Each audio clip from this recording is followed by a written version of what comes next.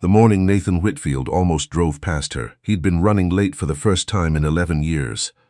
That was the thing about grief. It made a man precise. After Eleanor died, Nathan had rebuilt himself around routine the way a house is rebuilt around its foundation. Quietly, methodically, with no room left for anything unexpected. 6:45, coffee. 7:10, the car. 7:32, the parking garage on Wabash. Every morning for 11 years the same. Chicago in winter had a way of punishing you if you wandered from your path, and Nathan Whitfield had learned not to wander. But that Tuesday, February, the kind that bites, his son had called at 6:50, crying about a math test, and Nathan had stayed on the phone longer than he should have. So he was running late. So he took the shortcut through the Millgate underpass instead of the longer route along the lake. So he saw her. She was standing at the edge of the overpass wall, not on it, just leaning against it with her back pressed to the concrete, arms folded around herself like she was trying to disappear inside her own coat. Except the coat wasn't really a coat. It was a man's flannel shirt, 3 sizes too big, the kind that had probably been orange once, before weather and time had washed it into something the color of old leaves.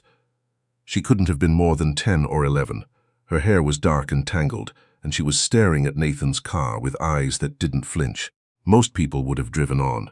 Nathan pulled over. He didn't know why exactly. He'd passed homeless people 1,000 times. He wrote checks to shelters. He sat on the board of the Greater Chicago Children's Fund. He was, by every measurable standard, a generous man. But something about those eyes, steady, unafraid, almost accusing, made him put the car in park without thinking. He rolled down the window. Cold air rushed in. "Are you okay?" he called. The girl didn't move. "I'm fine," she said. Her voice was clear and surprisingly firm for someone her size. "Where's your mother?" A pause, then. "Don't have one." Nathan looked at the flannel shirt. He looked at her feet. Sneakers, no socks, February in Chicago. He got out of the car. Up close, she was thinner than she'd looked from a distance. There were shadows under her eyes that had no business being on a child's face. But she held herself straight, chin slightly lifted, and she looked at him with the particular expression of someone who has been disappointed by adults so many times that they've stopped bothering to look hopeful. "I'm Nathan," he said. He wasn't sure why he introduced himself. He'd never introduced himself to a street kid before. She studied him for a moment. "Zoe," she said finally, as if she were granting him something. "How long have you been out here, Zoe?" "Since yesterday." He took off his coat, the good one, charcoal cashmere. Eleanor had given it to him the last Christmas before she got sick, and held it out. Zoe looked at it like it might bite her. Then she took it. He was 40 minutes late to the office that morning. His assistant, Beverly, raised an eyebrow at the state of him. Tie slightly crooked, no coat, but said nothing, because Beverly was wise enough to know when questions weren't welcome. Nathan thought about the girl for the rest of the day. He told himself he didn't. He sat through a board meeting about the Hartfield acquisition, and a call with their Seoul office, and a lunch with clients he didn't remember the names of afterward. And then at 4 o'clock, he told Beverly to cancel the 5 o'clock, and he drove back to the Millgate underpass. She was still there. He didn't examine too closely why that relieved him. Nathan's son was 13, and his name was Cooper, and he had his mother's eyes and his father's stubbornness, and an opinion about everything, delivered with complete confidence and no particular awareness that other people might not want to hear it. He was the kind of boy who corrected teachers and argued with coaches, and once spent 45 minutes explaining to Nathan why the dishwasher was being loaded inefficiently. He was also, when he thought no one was watching, extraordinarily tender. The first one to notice when the housekeeper, Mrs. Batista, seemed sad, the first to offer the last piece of something to a guest. Nathan loved his son the way you love something that's also slightly terrifying. Fiercely, and with a constant low-level awareness that he could do it wrong. He didn't tell Cooper about Zoe right away. He wasn't sure why. He took her to the shelter on Desplaines Street that Tuesday evening, made sure they had room, paid a month in advance without being asked. He came back the next day with a proper winter coat and 2 pairs of wool socks and a hat that had a small pom-pom on top that he thought she might hate but bought anyway. She put it on without comment. The pom-pom bobbed when she walked. He didn't say anything about that either. "You don't have to keep coming," she told him on the 3rd day. "I know," he said. "I've had people who kept coming before," she said. "They always stop." He looked at her. Who were they? Foster families, mostly. She said it the way you'd say cloudy with a chance of rain. Just information, nothing more. I've been in 7. The longest was 14 months. The Delgados. They were okay. What happened with the Delgados? They moved to Phoenix. Didn't want to take me. She pulled the hat down over her ears. That's not the worst one. Want to hear the worst one, only if you want to tell me. She considered him. Maybe later, she said. Nathan had been building things his whole life. Buildings. First, when he was still an architect in his 30s, and then later the company that built the buildings, and then the company that consulted on the companies that built the buildings. He understood structures. He understood load-bearing walls and stress points and the way a thing that looks solid can collapse from a crack you can't see until it's too late. He looked at Zoe and thought, someone built this child wrong, and she has been holding herself up through pure will. He didn't say that. He asked if she wanted hot chocolate from the cart on the corner. She said she didn't want his charity. He said it wasn't charity. He wanted one too, and he didn't like drinking alone. After a moment, she said fine. He told Cooper about her on a Sunday, over pancakes. Cooper listened in the focused, slightly skeptical way he had when he was genuinely interested in something, but didn't want to seem too interested. How old is she? He asked. She thinks 11. She's not entirely sure. Cooper put his fork down. She doesn't know how old she is. No birth certificate. At least not one she's ever seen. Cooper absorbed this. He picked his fork back up. He ate a bite of pancake. Then, is she smart? Nathan thought about the way Zoe had corrected the shelter intake workers' math last week, quietly, without drawing attention to it.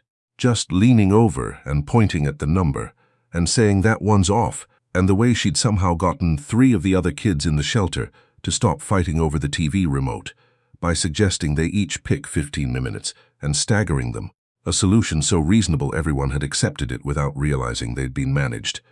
Very, he said. Cooper nodded slowly as if this settled something. Can I meet her? Nathan had been hoping he'd ask. Cooper and Zoe met on a Wednesday afternoon at a diner on Michigan Avenue that did milkshakes in flavors that shouldn't work but did. Lavender honey, Vietnamese coffee, black sesame.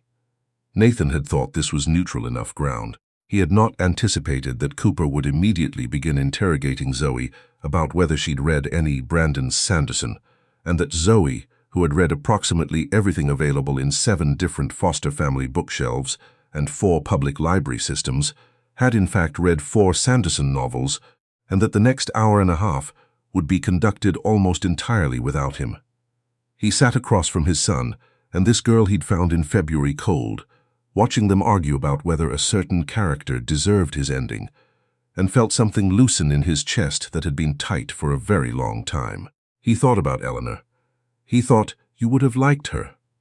He thought about something else too, something he'd been pushing at the edges of for 3 weeks and hadn't let himself look at directly yet. The way Zoe's birthday, as best she could figure from what she remembered and what scraps of paperwork the various foster agencies had, seemed to land somewhere around the same time as another date Nathan kept careful track of. The way she was 11, maybe 12, and the timing of things added up to something Nathan kept circling and circling without letting himself land. Eleanor had been pregnant once before Cooper. They hadn't talked about it much afterward. It had been complicated, the way some things are, and Eleanor had been in the hospital for 10 days, and when she came out, she'd been quieter in a way that took months to ease. They'd never discussed what had happened in those 10 days, not fully. Eleanor would start to, sometimes in the years after, and then stop, and Nathan would wait, and she would look at him with an expression he couldn't read and say maybe later and change the subject. She had said maybe later, until the cancer made later impossible. Nathan had thought about this. He had thought about it in the way you think about a door, in a house you've lived in for years that's always been locked, that you've gotten so used to not opening that you've almost forgotten it's there. And then one day something shifts, and you find yourself standing in front of it, and you realize you have to decide whether you want to know what's on the other side. He hired a private investigator named August Breer on a Thursday in March. He gave August the dates and the hospital name and what little he knew about the 10 days Eleanor had spent there in 2012. He told August to be careful and to be thorough and to call him, not email, when he found anything. August called 6 days later. He said, "Mr. "Whitfield, I'm going to need you to sit down for this." Nathan was already sitting. He said, "Tell me." What August had found was this. In October of 2012, a woman named Ella Whitfield had been admitted to St. Cabrini Medical Center following complications with a pregnancy that had, according to the official record, ended in a stillbirth. A baby girl, 31 weeks. The record had a certificate. The record had a burial plot number at Resurrection Cemetery. But August was good at his job, and August had pulled the staff records from that year, and August had found a nurse named Connie Marsh who had retired to Rockford, and Connie Marsh, who was 71 and had grandchildren, and apparently a conscience that had been bothering her for over a decade, had talked. She talked for 2 hours.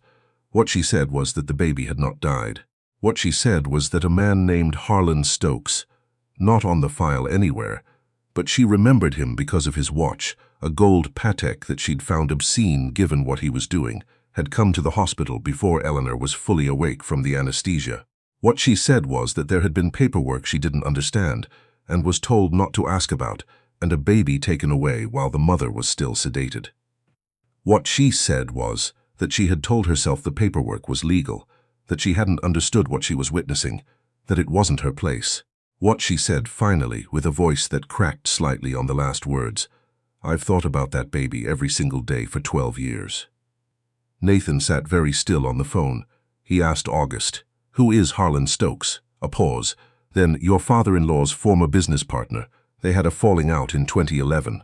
Something about a land deal in Indiana. Your father-in-law, Gerald Holt, came out considerably better than Stokes did." Gerald Holt, Eleanor's father. The man Nathan had sat across from at Christmas dinners for 11 years, who patted Cooper on the shoulder and called him son and donated to hospitals and had his name on a wing of one. "Where's Stokes now?" Nathan asked. "That's the thing," August said. "He died in 2019. But he kept records. His daughter, she didn't know what they meant, most of them. She gave me access to a storage unit he left her. Mr. Whitfield, there's a file in there with a name and a placement agency and a case number." Nathan's hand, holding the phone, was not entirely steady. "What name?" "The intake name on the file," August said carefully, "is Baby Girl Doe. But there's a handwritten note clipped to the back. Looks like Stokes' handwriting. It says Whitfield Infant, placed Chicago Metro, agency Brightpath, case 2012-447. Nathan closed his eyes.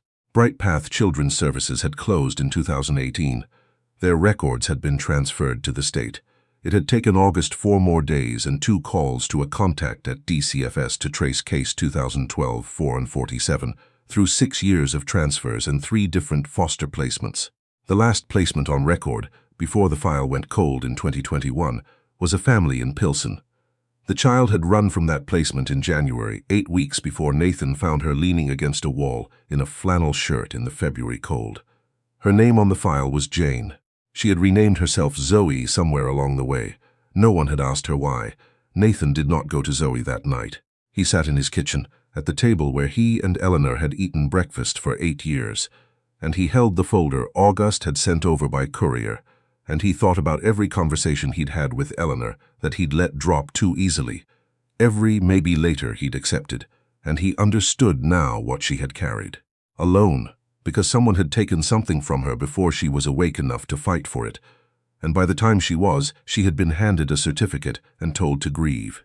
He understood, too, something that lived alongside the grief, that Eleanor had known, not for certain, not provably, but she had suspected, the way mothers sometimes do, some animal part of them refusing to accept what they've been told, and she had been too afraid, or too broken, or too convinced of the paperwork to follow it, and then the cancer had come. He wept for his wife that night, with a fullness he hadn't allowed himself since the funeral. He wept for the breakfast table, and the maybe-laters, and the things she had carried alone. And then he washed his face and went to bed, and in the morning he called his lawyer. He called Gerald Holt the morning after that. Gerald Holt was 74 and formidable, the kind of man who had spent so many decades being important that his voice had arranged itself permanently into a tone of mild condescension, as if the world were a meeting he was chairing. "Nathan," he said, "to what do I owe?" "I know what you did," Nathan said. "I know about Stokes, I know about St. Cabrini, I know about case 2012-447. I know all of it, Gerald." Silence. Then Gerald Holt said very quietly, You don't understand what the situation was. I understand that you arranged to have my daughter taken from my wife while she was unconscious. Your wife was. Gerald stopped, restarted. Eleanor was not well. Postpartum depression, the prognosis was. Eleanor was sedated because of complications from delivery. She was not given the chance to be anything.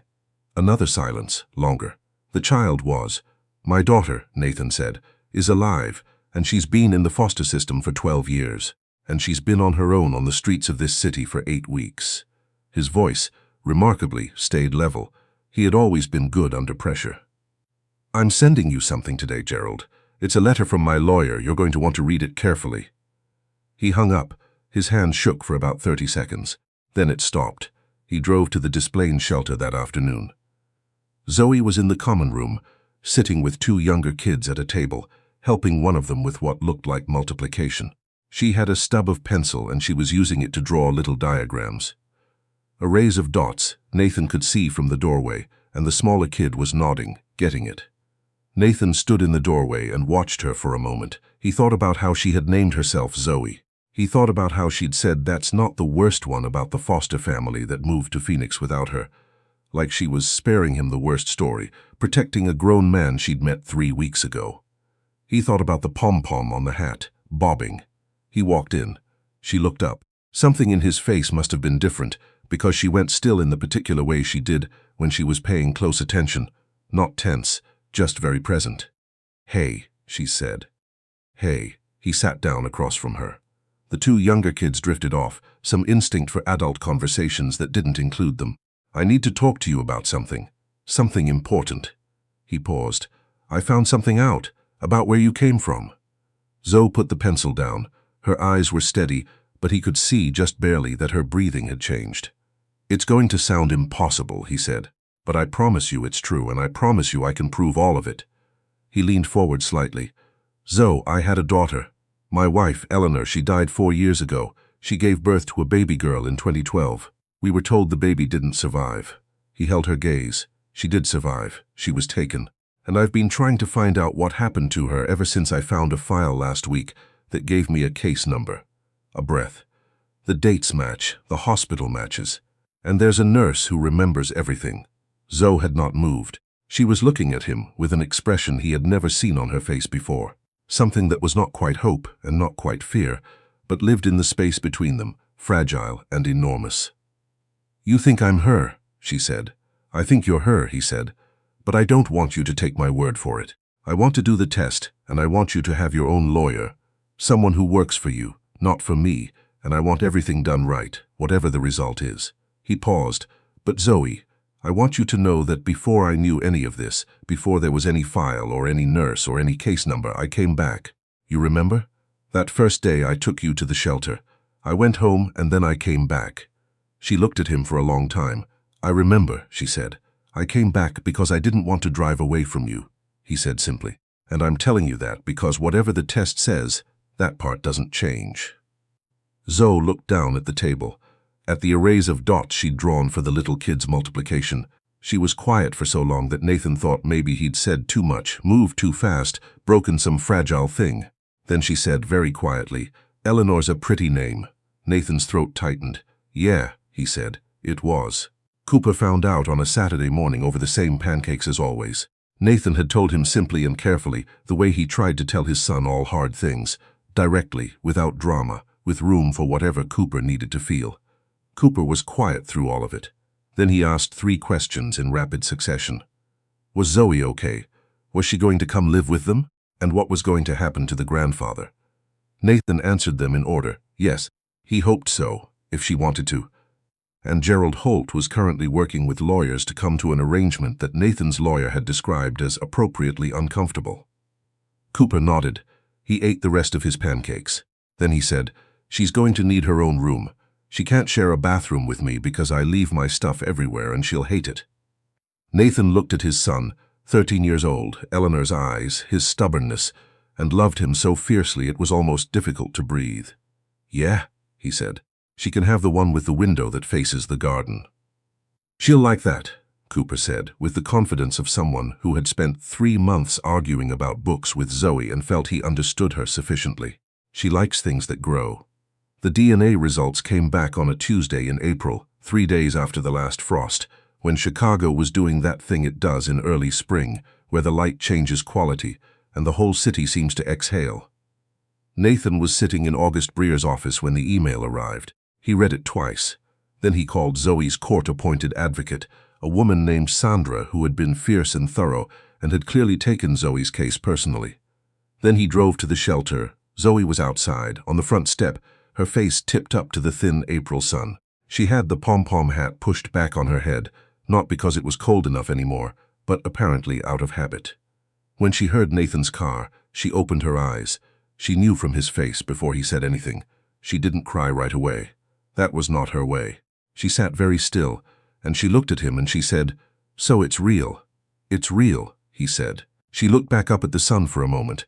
Then she said, "I knew the whole time you were going to come back. Every day at the shelter I knew you were going to come back." She paused. "I didn't let myself believe it, because I've been wrong before." "I know," he said. "I'm not going to call you Dad," she said. "Not yet. Maybe not for a while. Okay, Cooper calls you Dad like it's nothing. He doesn't even think about it." She said this without bitterness, just observation. "I'm going to need time for it to not feel like something. Take all the time you need." She was quiet for another moment. Then she stood up, and she picked up the bag at her feet. She had very few things, and she kept them all in one bag, always ready. And she looked at him with those eyes that had not flinched the first morning on the cold street, and she said, "Okay, I'm ready." He reached out his hand. She looked at it for a moment. Then she took it. They walked to the car together in the April light, and Nathan thought, "Eleanor, look what I found. Look what we had all along, just waiting to come home." The city was loud around them, the way Chicago always is. Horns and voices and the elevated train somewhere above rattling through its turns. And inside all of it, Zoe Whitfield, who had named herself and survived everything, got into the passenger seat, put her bag at her feet, and looked out the window like someone seeing the road ahead for the very first time.